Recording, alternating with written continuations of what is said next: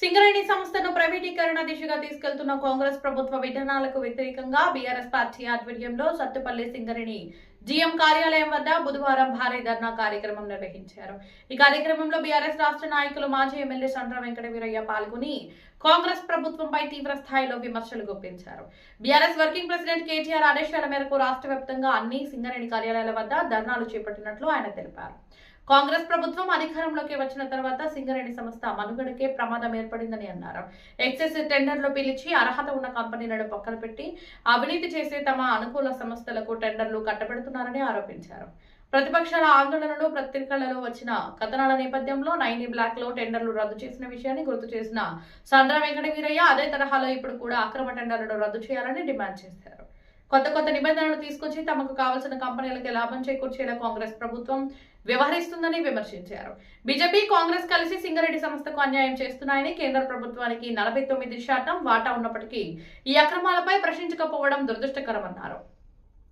కేసీఆర్ ముఖ్యమంత్రిగా ఉన్న సమయంలో సింగరేణి లాభాల్లో కార్మికులకు కూడా వాటా ఇచ్చారని, ఇప్పుడు మాత్రం దీపావళి బోనస్లకే దిక్కు లేకుండా పోయిందని ఆవేదన వ్యక్తం చేశారు.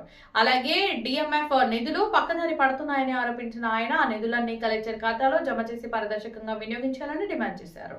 పనులు చేసిన వారికి సమయానికి న్యాయంగా డబ్బులు చెల్లించాలని, సింగరేణిలో జరుగుతున్న అక్రమాలకు తక్షణమే చెక్ పెట్టాలని అన్నారు.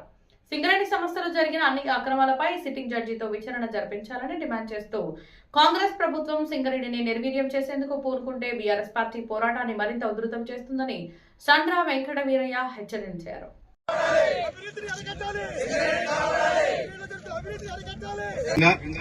ఈ రోజు మన సత్తుపల్లి జీఎం ఆఫీస్ ముందు మన ధర్నా కార్యక్రమం చేపట్టడం జరుగుతుంది. దీనికి ప్రధానమైన కారణం కాంగ్రెస్ పార్టీ ప్రభుత్వం అధికారంలోకి వచ్చిన తర్వాత సింగరేణిలో జరుగుతున్న అన్ని రకాల టెండర్లని రద్దు చేయాలని, ఓపెన్ కాస్ట్ లో ఏదైతే ఓవర్ బర్డెన్ తీయడానికి టెండర్లు వేస్తున్నారో వాటిలో పారదర్శకత లోపించింది.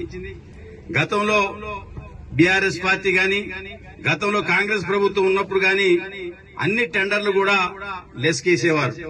కానీ వాళ్ళ కాంగ్రెస్ పార్టీ ప్రభుత్వం అధికారంలోకి వచ్చిన తర్వాత ఎక్సెస్ కి టెండర్లు వేస్తూ ఈ సింగరేణి సంస్థ యొక్క మనుగడకే ప్రశ్నార్థకంగా ఈ రోజు ఈ ప్రభుత్వం పాల్పడటం జరుగుతున్నది. అందుకనే సింగరేణి సంస్థని కాపాడుకోవాల్సిన బాధ్యత ఒక కార్మికులదే కాదు, సింగరేణి ప్రాంతంలో అనేక మంది, ఇది ప్రభుత్వ రంగం చాలా మందికి ఉపాధి కల్పిస్తుందని భూములు ఇచ్చిన ఎంతో మంది త్యాగదనుల యొక్క ఫలితం మరి కాపాడుకోవాల్సిన బాధ్యత మనందరిపైన ఉన్నది. ఈ మధ్య కాలంలో అవినీతికి కేంద్ర బిందువైన 9 బ్లాక్ ఏదైతే టెండర్లను రద్దు చేయడం జరిగిందో ఆ యొక్క విధంగానే మరి పత్రికల్లో వచ్చిన తర్వాత, ప్రతిపక్షాల ఆందోళన చేసిన తర్వాత ఈ రోజు 9 బ్లాక్ లో టెండర్లను రద్దు చేయడం జరిగింది. ఒక సైట్ విజిట్ పేరుతో ఒక పెద్ద కార్యక్రమాన్ని ఎన్నడలేని విధంగా ఒక కొత్త నిబంధన పెట్టి అనుకున్న వారికి టెండర్లు కట్టబెట్టే దానికోసం ఈ రోజు సింగరేణి సంస్థ మరి హై లెవెల్లో ఒక రాజకీయ నిర్ణయం తీసుకోవటం వల్ల ఎవరైతే సైట్ విజిట్ కు వస్తున్నారో వాళ్ళ యొక్క కంపెనీలను బెదిరించి టెండర్లు వేయకుండా ఈ రోజు ప్రభుత్వం మరి అనుకున్న వాళ్ళకి టెండర్లు ఇచ్చే విధంగా ఎన్నడూ లేని ఒక కొత్త నిబంధనని పెట్టడం జరిగింది. అర్హత ఉన్న కంపెనీలను పక్కకు పెట్టి అధికారానికి దగ్గరైన అనర్హ సంస్థలకు టెండర్లు కట్టబెట్టే ప్రయత్నాలు జరుగుతా ఉన్నాయి. అందుకనే గతంలో మైనస్ టెండర్లు పడిన చోట ఇప్పుడు అంచనాల విలువ కన్నా ఎక్కువ ధరలకు టెండర్లు వేసి సింగరేణి సంస్థకు భారీ నష్టం చేకూర్చే ప్రయత్నాలు చేస్తున్నారు. ఈ సంస్థను కాపాడుకోవాల్సిన బాధ్యత ప్రతి ఒక్కరిపైన ఉన్నది.